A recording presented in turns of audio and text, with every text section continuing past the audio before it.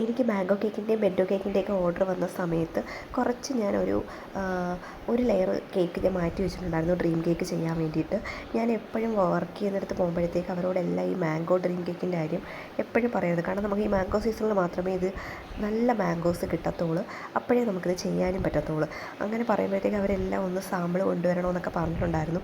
ഇത് ശരിക്കും ഒറിജിനലായിട്ട് ചെയ്യുന്ന ഡ്രീം കേക്ക് അല്ല, ആ ബാക്കി വന്ന സാധനങ്ങളെല്ലാം വെച്ചിട്ടൊരു തട്ടിക്കൂട്ട് ഡ്രീം കേക്കായിട്ട് ചെയ്ത് വെച്ചതാണ് കേട്ടോ. ശരിക്കും മാംഗോ മോസൊക്കെ ഞാൻ നല്ല രീതിയിൽ ഒരു ലെയർ ഫുൾ ആഡ് ചെയ്തിട്ടൊക്കെയാണ് മാംഗോ ഡ്രീം കേക്ക് ചെയ്യുന്നത്. വൈറ്റ് ചോക്ലേറ്റിൻ്റെ മുകളിലാണ് മാംഗോ മോസൊക്കെ ആഡ് ചെയ്യുന്നത്.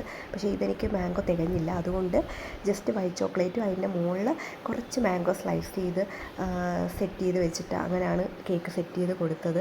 ഞാൻ അവിടെ കൊണ്ടുവന്നപ്പോൾ ഈ കേക്ക് തന്നെ എല്ലാവർക്കും ഇഷ്ടപ്പെട്ടു. അപ്പോൾ ഞാൻ പറഞ്ഞു ഇത് ഒറിജിനലായിട്ട് ചെയ്തതല്ല, തട്ടിക്കൂട്ട് മാംഗോ കേക്കാണ്, ഇതുകൊണ്ട് അഡ്ജസ്റ്റ് ചെയ്യുന്നൊക്കെ പറഞ്ഞിട്ടാണ് കേക്ക് കൊടുത്തത്.